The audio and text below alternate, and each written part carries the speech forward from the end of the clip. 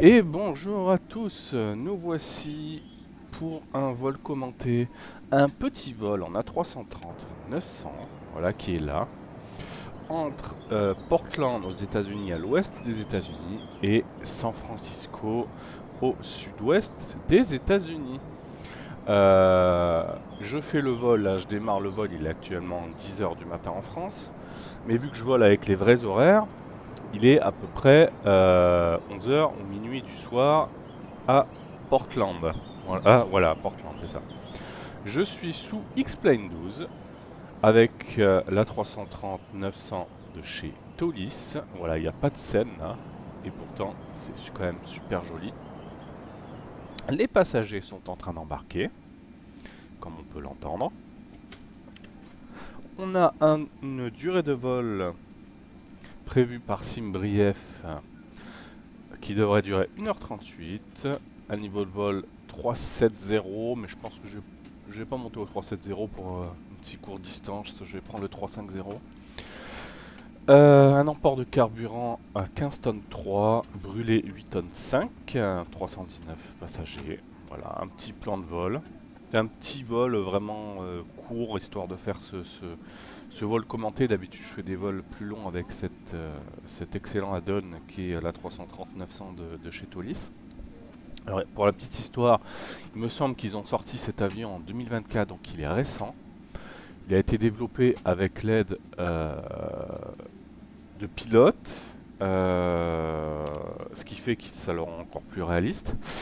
C'est un avion connu pour être sleepy, c'est-à-dire un avion très mou, que ce soit dans ses phases d'atterrissage, dans ses phases de décollage ou ses phases d'atterrissage. C'est un avion qui mérite une attention énorme du fait de son design. Il est très lent à ralentir. Du fait de son design aérodynamique, c'est un avion qui est très lent à ralentir. Donc il faut être très vigilant avec ça durant l'approche. Voilà, on en reparlera au cours de ce vol commenté. On va tout de suite mettre en tension l'appareil et puis on va commencer le vol. Allez.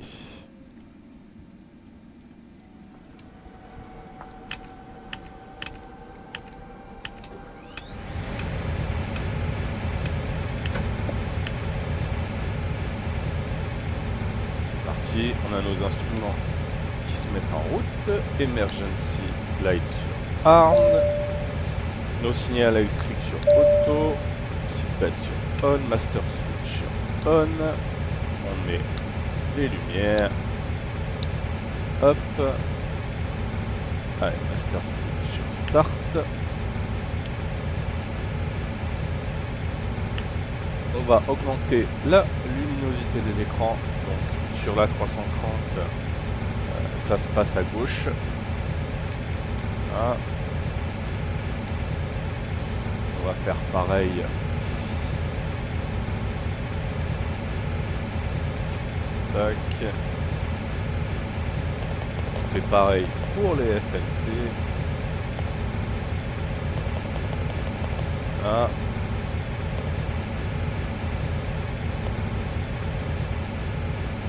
Ok. Donc ce qu'on va faire tout de suite avant toute chose, on va rentrer les paramètres initiaux du vol. Là le bruit que vous venez d'entendre c'est l'APU qui vient de se mettre en route. Donc on a dit que c'est un vol entre K,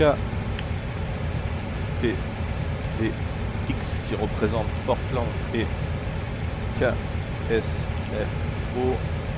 qui représente San Francisco. Flight number Tango Mike Charles 011. On a dit 319 passagers. On poste index à 0,80. Et on va monter au 350. Voilà, ça c'est vraiment la base. La première page init est remplie. On va maintenant charger l'avion. Pour ça, on va dans le Tolis panel. Alors, on a dit 319 passagers.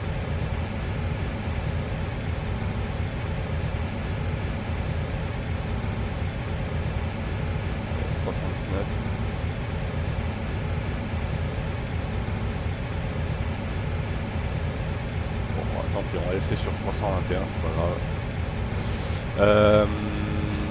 C'est pas très pratique ces petites molettes là, mais bon.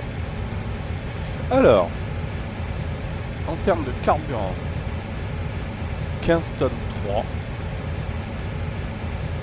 Ok. 15 tonnes 3. C'est un petit vol, donc je vais arrondir à... J'arrondis toujours à la... Je vais prendre 15 tonnes 5. 15 tonnes 5, ça devrait suffire.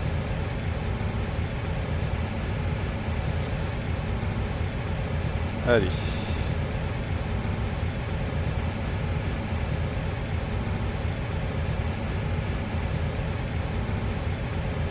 Allez, on va prendre 16 tonnes de... On va prendre une tonne de plus.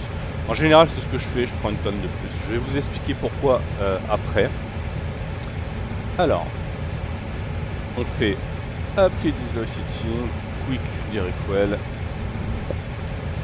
Ici, on a 171.3, 27.5, 171 tonnes, 3, 27.5 et 16.2.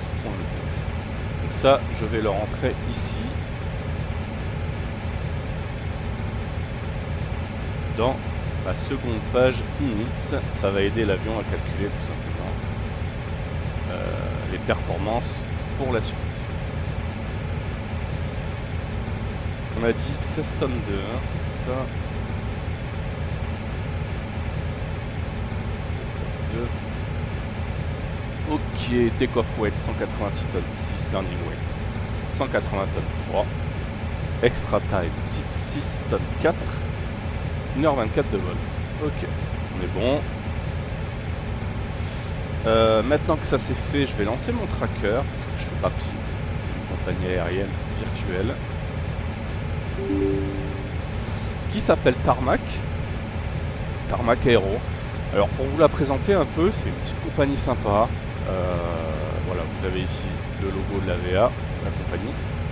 C'est une petite compagnie sympa, tous les niveaux sont acceptés, il n'y a pas de restriction de vol, c'est sans prise de tête. On se retrouve de temps en temps sur le Discord, de temps en temps on fait quelques events, comme par exemple sur Ivao. Voilà, c'est vraiment une VA sans prise de tête, donc n'hésitez pas à venir nous rejoindre. Pour ça, vous avez juste à taper Tarmac Aero compagnie virtuelle dans Google et vous tomberez sur le site. Donc là on est sur le tracker, donc je vais faire load flight from Simbrief parce que j'ai tout simplement relié mon compte du tracker à Simbrief. Voilà, donc je vérifie que tout est bon, KSFO, KFA ok, la route ok. Par contre on va monter au 350. Hein. Start flight, on lance le tracker et on s'en occupe plus. Alors, on va maintenant commencer à configurer le plan de vol, mais avant de configurer le plan de vol, le crew supply, je ne l'ai pas mis sur on, voilà. Avant de configurer le plan de vol, on va aligner nos IRS. Donc, IRS 1 sur nav, donc ça c'est le même principe sur tous les Airbus. Hein. On attend que on-bat ait disparu ici, et on passe sur l'IRS suivante.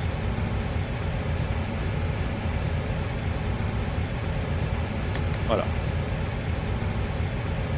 Ok. Ici, on vérifie qu'on a bien IRS in alignment environ 7 minutes. Voilà. Ça nous laisse largement le temps de rentrer le plan de vol et de parler de cet avion et surtout de vous montrer un petit peu de quoi il est capable. Alors, sur Portland, ça sera un départ sur la 10 gauche, ok, par mine 5 et après ISOM. Alors quand vous avez ici pas de route ou que vous n'avez pas marqué direct tout, donc DCT, c'est que ça, Ison, c'est la transition de l'acide. Pareil ici à l'arrivée, vous pouvez voir, il n'y a pas de DCT ni de route entre l'avant-dernier point et le dernier point, donc ça signifie que MLBEC est la transition de la star Star 4. Voilà. Alors voler aux États-Unis c'est un peu particulier parce qu'il y a énormément de restrictions. Les vitesses sont pas les mêmes, etc. Mais c'est plutôt sympa, je trouve. Voilà. C'est dommage qu'il n'y ait pas assez de contrôle aux États-Unis. Là, vous voyez, j'ai décollé de Portland.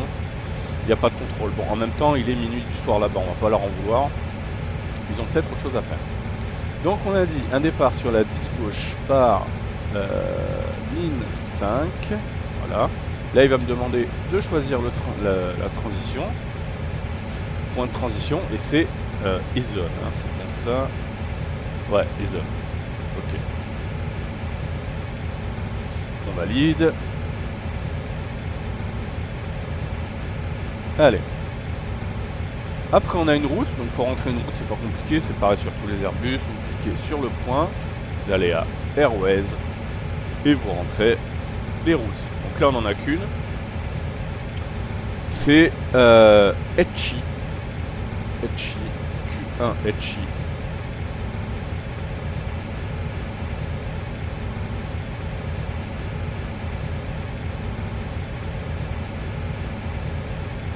Hop. Voilà. Insert. L'arrivée. Alors l'arrivée, il me prévoit une arrivée sur la 19 gauche. Je vais tout de suite consulter les cartes pour voir ce que ça me donne. Tac. Alors il y en a qui le font avec l'application directement Navigraph que j'ai, hein, elle est là en bas, vous pouvez le voir. Mais moi je le fais sur mon navigateur, enfin je sais pas, j'ai pris l'habitude de faire comme ça. Alors la 19 gauche, elle est où? Elle est là. Elle est là, elle est là. Elle fait 2637 mètres. Ça va. Ça va, ça va. Disons qu'il faut pas que je m'amuse à essayer de toucher très doux pour éviter de toucher au milieu, en plein milieu là. Donc j'essaie de toucher dès le début. Parce que plus vous essayez d'arrondir, plus vous essayez de faire un kiss landing, plus vous allez toucher loin. Voilà. Donc il faut faire attention. Donc c'est une arrivée Star 4 par MLBEC sur la 19 gauche. Donc je vais dans KSFO Destination Arrival 19L Star 4, elle est où? Elle est là.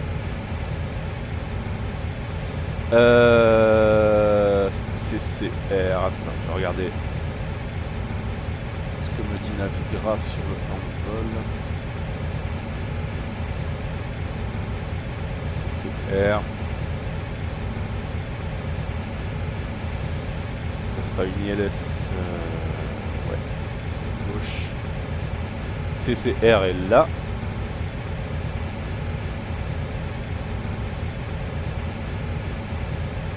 Oui, bah c'est ça. C'est ça, c'est ça. Allez. Tac. Voilà. Et là, il va me proposer le trans. Et le point de transition, c'est MLBEC. Il est là. Voilà. Insert. Et là, on a notre star qui est entièrement configuré. Je vais virer le flight plan discontinuity ici. Certes. Alors, quand mes IRS seront alignés et quand j'aurai accès à ma map ici, je vérifierai qu'il n'y ait pas de problème dans l'arrivée de lézard. Voilà. Ah, on a une arrivée manuelle ici. Alors ça, c'est très courant sur les aéroports américains, surtout les gros aéroports américains comme San Francisco, là où on va. Vous pouvez pas l'effacer, vous pouvez pas regarder, hop, vous pouvez pas venir l'effacer. Pourquoi? Parce qu'en fait, quand il y a écrit manuel, manual, l'avion va vous rendre la main, parce qu'en général, l'arrivée finale se fait sous vecteur ATC, c'est-à-dire que c'est l'approche ou la tour qui va guider jusqu'à la piste, vous imposer des vitesses, etc. C'est pour ça qu'il y a écrit manuel. Donc, vu qu'il n'y a pas de contrôle, enfin, je pense pas que j'ai un contrôle à l'arrivée de San Francisco, ce que je ferai, c'est que je ferai un direct sur CCR pour pouvoir continuer mon approche, tout simplement. Voilà. Alors, on a rentré le plan de vol, on a maintenant configuré la performance page. Voilà. Donc pour ça, c'est très simple. Vous allez ici, toujours dans le Tolis panel. On va décoller en flaps 1. C'est le standard sur Airbus, les décollages en flaps 1. Et le Tolis panel nous calcule tout. Vous n'avez rien à faire. Vous avez juste à rentrer les bonnes données au bon endroit dans l'avion. Et c'est ce petit logiciel qui vous fait tout. Donc en flaps 1, on a une V1 à 143, une vitesse de rotation à 144, une V2 à 146, un flex to temp à 73. Alors je rappelle que le flex to temp, c'est calculé en fonction de l'altitude de l'aéroport, la masse de décollage, la longueur de la piste et la température. Voilà. C'est vraiment c'est pour faire le décollage le plus économique possible sans avoir à mettre toga, voilà, pour le décollage. C'est décollage économique, on va dire ça comme ça. Donc là 73, on s'aperçoit que c'est vraiment standard. En général c'est entre 60 et 73. Ça peut être à 40 si la piste est courte ou que vous êtes en altitude, mais bon voilà, aujourd'hui c'est 73. On a 143, 144, 146, 143,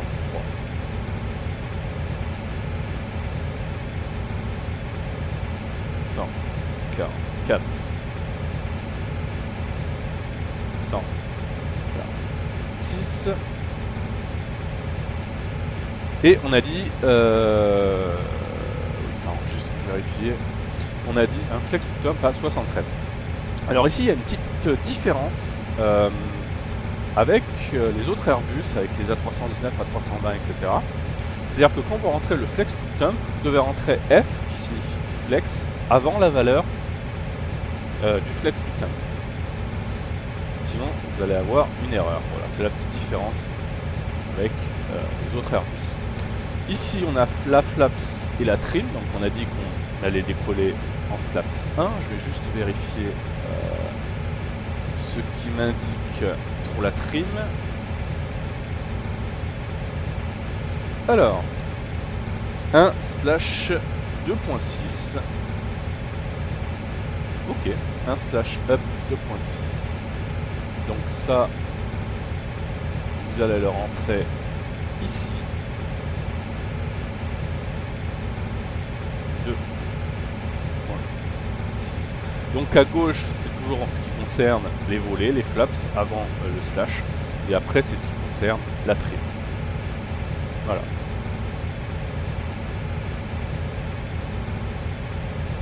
Ok, on a configuré le FMC.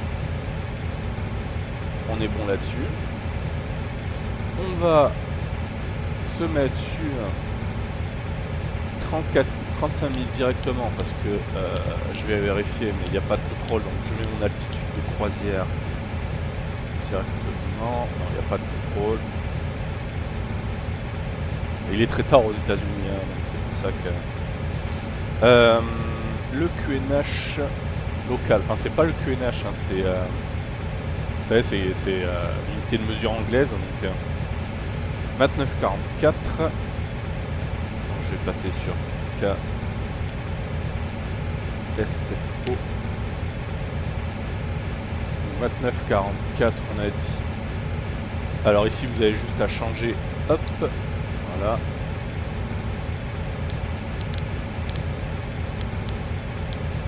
Hop, on fait pareil côté copilote. Il faut que les deux QNH soient synchronisés, hein, c'est important.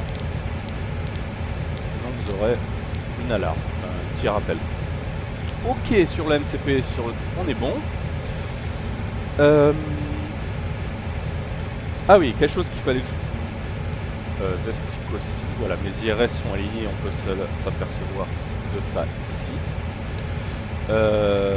Quelque chose qu'il fallait que je vous explique aussi sur Airbus, et ça c'est valable pour tous les Airbus. Là vous avez les throttles, donc la manette des gaz, vous avez ATHR, vous avez XCL qui signifie en général claim, vous avez MCT et vous avez flex et toga. Alors, la plupart du temps, vous serez sur CL, d'accord, sauf au décollage, vous allez être sur flex, et après l'avion va vous demander de ramener la manette des gaz sur CL. Ça sera affiché ici en haut à gauche, d'accord, voilà. En cas de remise des gaz, la procédure de remise des gaz, quel que soit l'Airbus, hein, ça change pas, c'est à peu près pareil. On met les vitesses des gaz sur toga, on rentre le train, on met flaps 2, d'accord. Une fois qu'on a rentré le train, qu'on a mis flaps 2, on ramène, une fois que l'avion est stabilisé, etc., plus haut que l'altitude de l'aéroport et surtout sur son chemin, sur sa procédure de remise des gaz, on ramène les gaz sur climb, ici, on enclenche le pilote automatique et l'avion va suivre le chemin, le circuit de remise des gaz. Voilà. Il ne faudra pas oublier, si vous remettez les gaz, de réactiver APPR Phase dans la page perf ici. On n'y est pas encore, je vous montrerai ça tout à l'heure. Là, mes IRS sont alignés. Alors là, j'ai un truc neg. Est-ce que j'ai mis le bon QNH? 29,50. Non, j'ai pas mis le bon. J'ai mis 29,44.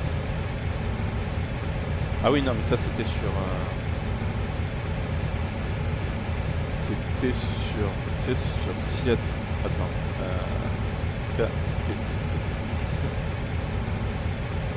Si c'est ça. 29,44. Ok. KSC. J'ai cru que j'avais fait une erreur, mais non, c'est bon. Ok, là, maintenant que mes IRS sont alignés, j'ai accès à ma map. Je vais pouvoir vérifier que j'ai pas de problème au niveau de l'approche. Pour ça, je switch sur plan, ici, et je fais défiler mon plan de vol. Donc ici, CSTR, ça signifie constraint, donc on appuie dessus, on voit nos contraintes, que ce soit les contraintes de vitesse ou d'altitude. Voilà. WP c'est waypoint, ça c'est les VOR, ça c'est les NDB, et RPT c'est pour voir les aéroports. Voilà. Allez, je continue. Voilà. Donc ici, il nous rend la main, on a le manuel ici, et donc... arrivé à peu près ici, on fera un direct sur CCR. CCR qui est là. Ok. Qui est là. Donc ça va, il n'y a pas de problème au niveau de l'arrivée. C'est une arrivée standard. Allez, je repasse ça en normal. Je vais démarrer la PU grid, je vais couper l'external power, on n'en a plus besoin, l'avion est autonome, je vais dans le police panel déconnecter tout ça et enlever chocks. Je rappelle, les chocks c'est les petits plots qu'on met derrière les trains et devant pour éviter que l'avion bouge. Ok, bah écoutez, on est prêt au roulage, le QNH est ok, l'altitude est configurée, le FMC est configuré. Je vais appeler le chariot qui va nous repousser. Ground cockpit, tow is driving up. Voilà, donc sous X-Plane 12, c'est Better Pushback, hein, c'est un plugin entièrement gratuit. Voilà. Donc, il y a pas mal de plugins gratuits sous X-Plane 11 et il faut en profiter. Ah oui, je vais activer mon Prediction Wind Shear, je vais le mettre sur auto et 6 sur 1, ça c'est pour le radar météo. Voilà, ça c'est fait. Voilà, le chariot repousseur est là. Donc c'est un A330 900 de la compagnie de la livrée KT Pacific. Alors pour info, KT Pacific c'est la compagnie nationale hongkongaise. Okay, all doors and hatches are closed. Ready to connect. Qui est réputée pour sa fiabilité et la sécurité de ses vols. Je vérifie sur le site de ma compagnie que VABase soit, oui c'est bon, que le tracker soit bien en marche, on est ok. Allez. Donc là il est en train de se connecter pour pouvoir repousser.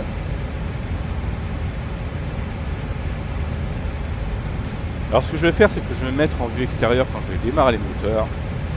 Je vais me taire un peu et vous allez entendre le bruit magnifique du démarrage des moteurs de la 330-900 de Tolis. Alors, à ce sujet-là, je n'utilise pas les sons par défaut. J'utilise un pack son en plus qui s'appelle Mango Sound Pack. Vous le trouverez sur le X-Plane Store, il est à peu près à 20 balles. Pourquoi? Parce que les sons par défaut de la 330 Tolis, l'avion a beau être vraiment super réaliste et tout, mais au niveau des sons c'est pas ça. Donc j'ai rajouté un petit pack son derrière. Voilà. Allez, on va demander le repoussage. Alors avant de demander le repoussage, je suis où là? Je suis ici et je dois partir de la vis gauche. Ok, je repousse. Hey Captain, let me know where you want this thing. Donc là vous choisissez votre repoussage, c'est relativement simple. On va le mettre sur le taxiway. Hop. Welcome aboard, Captain. Toes connected, bypass pins inserted. Go and kill the parking brake when you're ready to go. Ok. On va desserrer le frein de parc qui est là.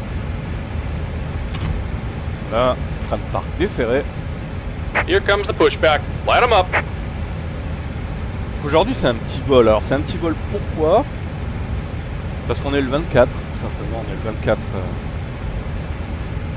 décembre. Donc j'ai pas le temps de faire un vol super long. Mais je pense que un petit vol commenté comme ça, ça fait toujours plaisir à faire et c'est toujours agréable pour les gens qui regardent. Voilà. Allez, on va démarrer nos moteurs. Donc sur la 330, c'est le numéro 1 qu'il faut démarrer d'abord. Contrairement aux A320, A319, c'est le numéro 2.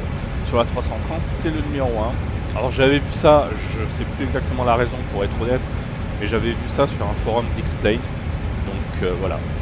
On met l'engin ignition sur Start et on démarre le moteur numéro 1 et je passe en vue extérieure pour vous faire savourer ce petit son sympa.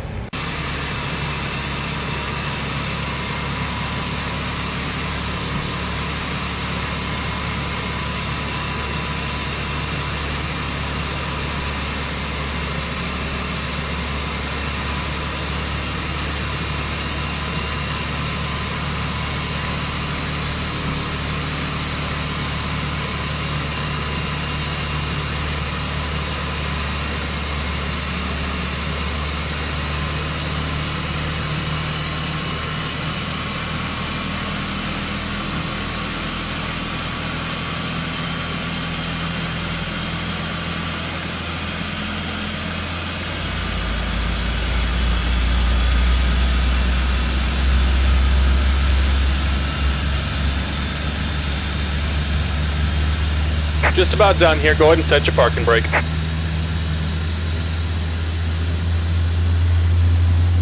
And we're disconnecting the tow. Give me just a moment.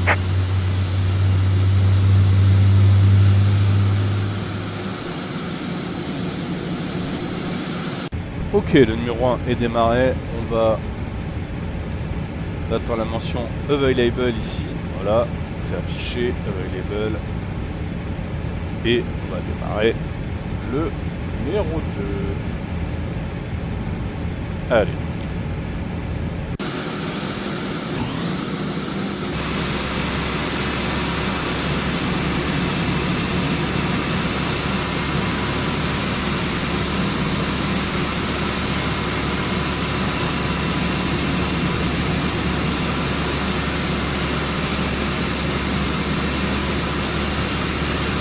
And we're disconnected. Signal and pin on the left. Take it easy and have a safe flight.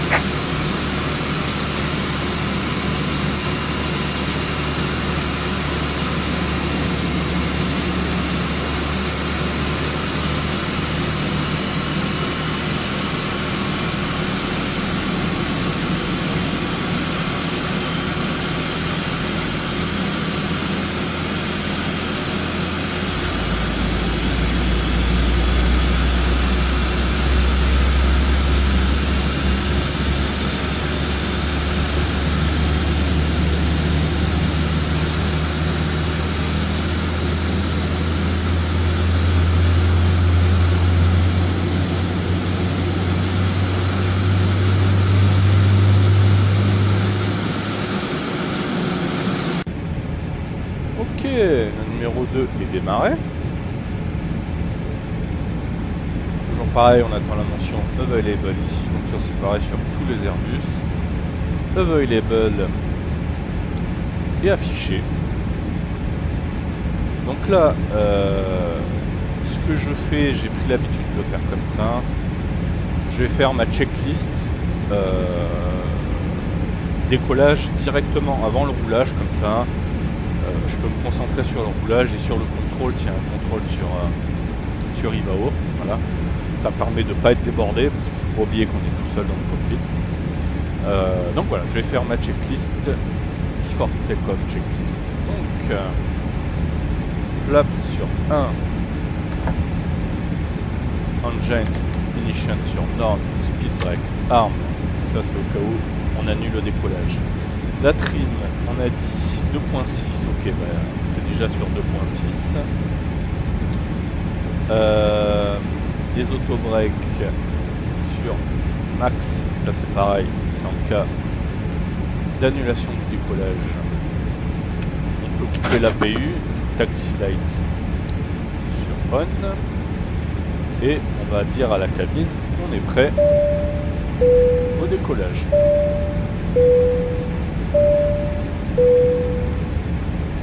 Ok, la cabine ready qui s'affiche ici. Alors pour vérifier, quel que soit l'Airbus, que ce soit à 320, à 319, à 330 comme celui-là, etc. Vous avez le petit bouton ici, TO config, takeoff config. Voilà, vous cliquez dessus. Et si vous avez takeoff config normal qui s'affiche, et surtout si vous n'avez pas quelque chose écrit en bleu, c'est que tout est bon. Voilà, tout doit être en vert avec l'affiché takeoff config normal. On va commencer le roulage. Alors, pour le roulage, bah on a juste à continuer tout droit en fait, c'est pas bien compliqué. Allez, c'est parti. Donc là, vous voyez, j'ai pas besoin d'avancer la manette des gaz. Hein. L'avion va avancer de lui-même.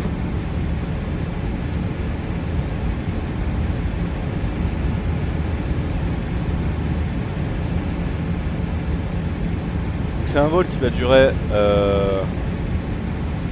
1h40, 1h50, je sais plus, donc je vais couper évidemment pendant la croisière. Hein.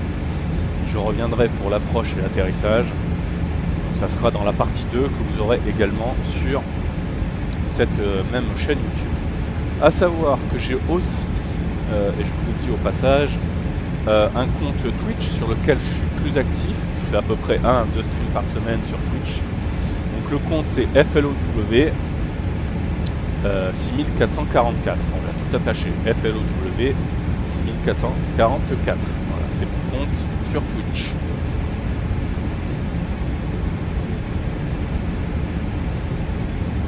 Donc là je rappelle, il y a un décalage horaire, donc c'est pour ça hein, qu'il fait nuit aux États-Unis alors qu'il fait jour en France. C'est tout à fait normal. Allez, before takeoff checklist, auto break, max, flaps 1, trim 2.6, on a vérifié, speed break, arm, les lights, on est ok.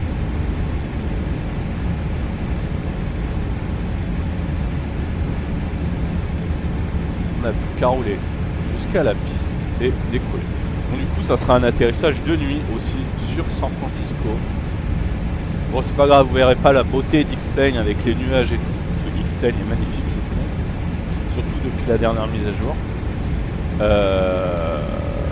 Mais c'est pas grave, comme je vous dis, si vous me suivez sur Twitch ou quoi, je ferai des vols dans la journée aussi, quoi.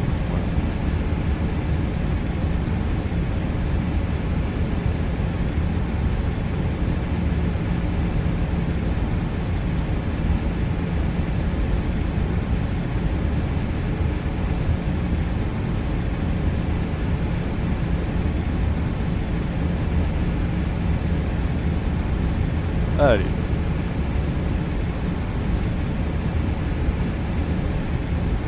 Donc j'adore cet avion parce que comme la gamme des A319 et des A320, il est très réaliste. Et surtout, vous voyez une réelle différence. Vous sentez réellement sa masse, vous sentez que c'est un avion qui est lourd, qui est imposant. Et ils ont vraiment réussi à très bien le modéliser cet A330-900, ils l'ont modélisé, c'est vraiment génial. Il faut faire très attention, on en reparlera tout à l'heure, à l'approche et pour l'atterrissage, parce que c'est un avion très lent à réagir, donc voilà.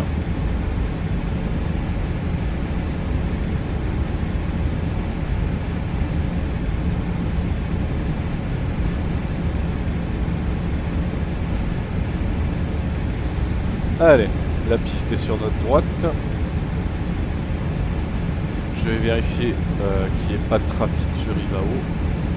Et on va s'aligner. Et on va décoller. Tout simplement.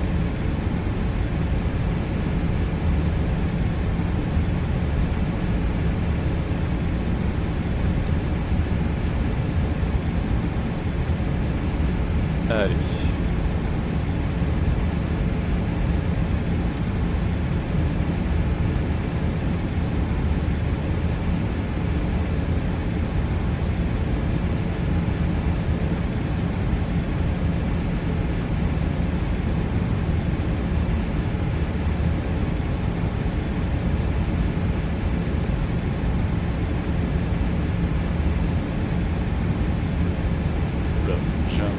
Dépassé. Ok, on va mettre nos landing lights on. Oui, ah voilà.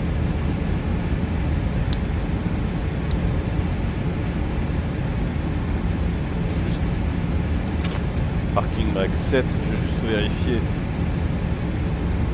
Moi je suis là, on en a plus besoin. Hop, hop. Moi je suis ici. Ah mais je suis pas connecté. Putain quel con, j'ai oublié de me connecter.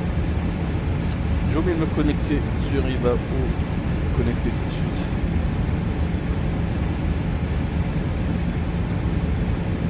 Et c'est vrai que c'est pas facile de gérer l'avion et de restituer un petit peu, de commenter un petit peu tout ce qu'on fait en même temps. On a tendance des fois à oublier certains trucs. Voilà, donc voilà, moi je suis là, c'est bon, il n'y a personne à l'arrivée, personne au départ. Parking brake relays.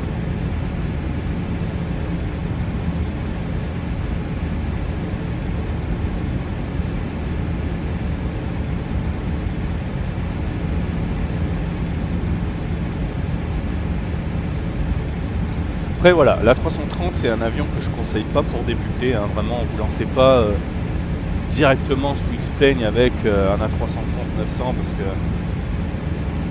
je pense que ça va vous dégoûter de la simu plus qu'autre chose, parce que c'est un avion qui requiert, c'est un gros porteur, ça requiert vraiment de la finesse de pilotage. Moi je vous conseille de commencer par la gamme tout lisse toujours des A319 ou A320. Ça vous permettra de vous familiariser avec le fonctionnement d'un Airbus et de passer par la suite sur A330 ou sur A340. Voilà. Faut savoir que j'ai fait énormément de vols en A319 et en A320 avant de m'attaquer à la 340, à la 330 pardon. Allez, on s'aligne.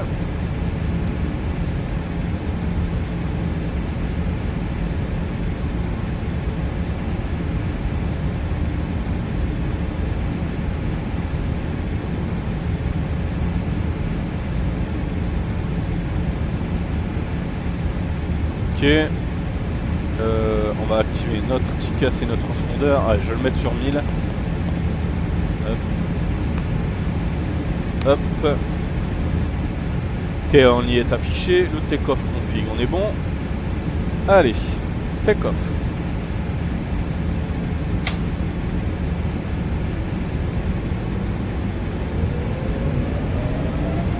Thrust to flex, SRS green, check.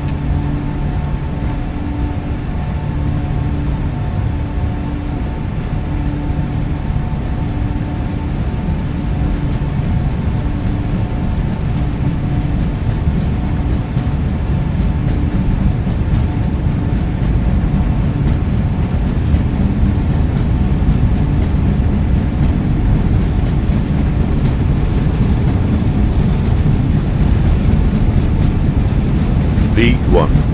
Rotate.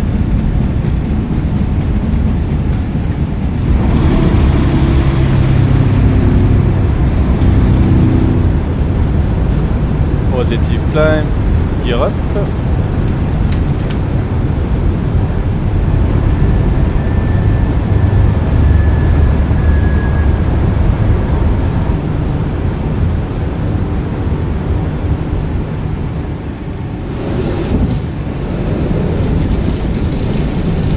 Alors c'est vraiment un avion très agréable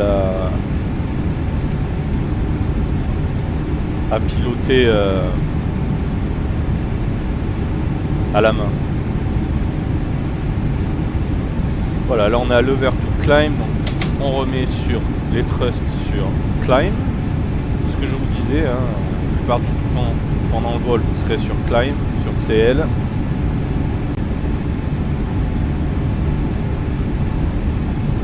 Allez.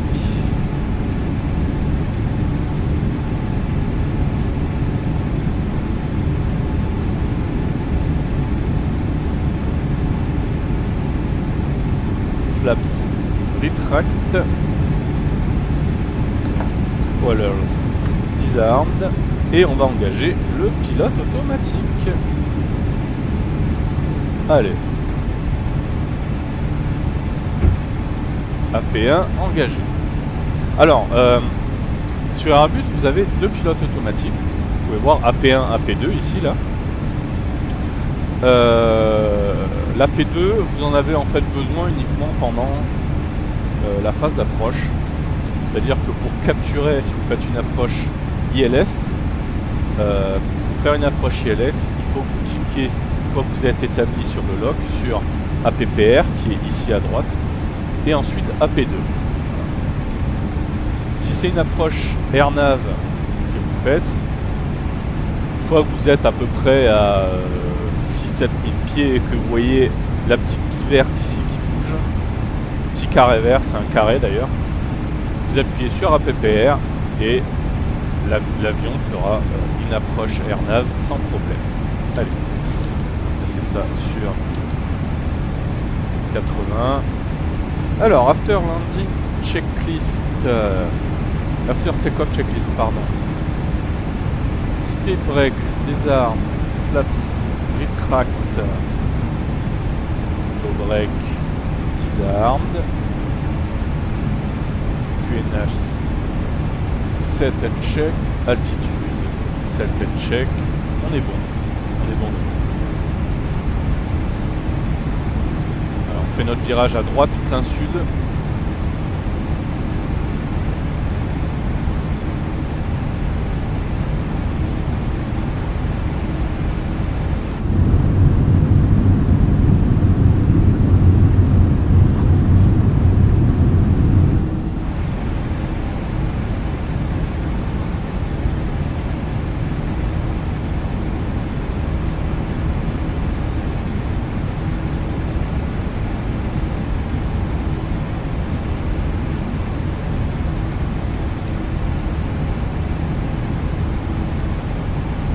Ah, il va ah non, il va pas à San Francisco. Ok.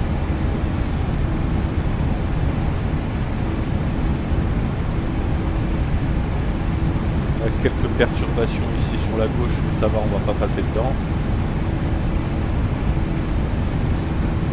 Le transition level il est assez haut aux États-Unis, c'est pas du tout pareil qu'en France. C'est pour ça que j'ai pas mis mon QNH encore sur standby.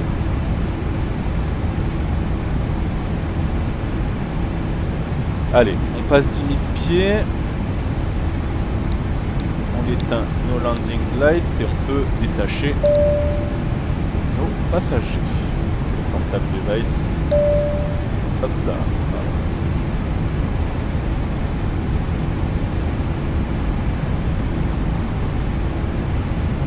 On est prévu avec 8 tonnes à l'arrivée. Alors l'idéal avec cet avion, avec cet A330-900 de Tovis, c'est d'être à l'arrivée entre 6 et 8 voire 9 tonnes pour pas atterrir trop lourd non plus. Pourquoi? Parce que tout simplement, si vous faites une remise des gaz, selon l'aéroport, selon les conditions, etc., entre la remise des gaz, la procédure de remise des gaz, c'est-à-dire revenir par le circuit de remise des gaz et refaire une approche, vous allez bouffer entre 1 tonne et 1 tonne 5 de carburant.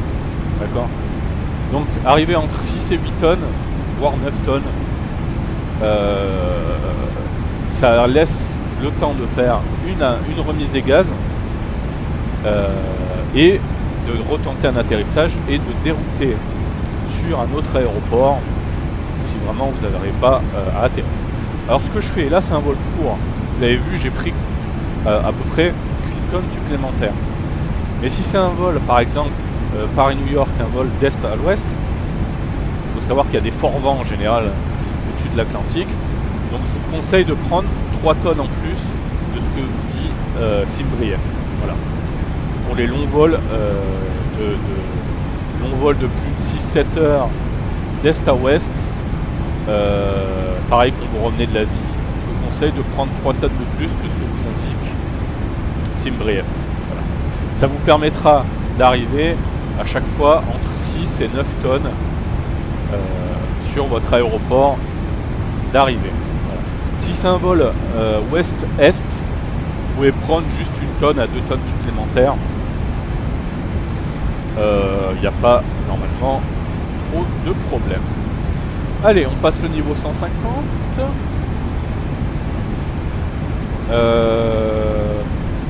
Bah écoutez, moi je vais vous laisser là pour cette première partie. On se retrouve pour l'approche et l'atterrissage dans la seconde partie de ce tutoriel. Je vous dis à tout à l'heure pour la seconde partie.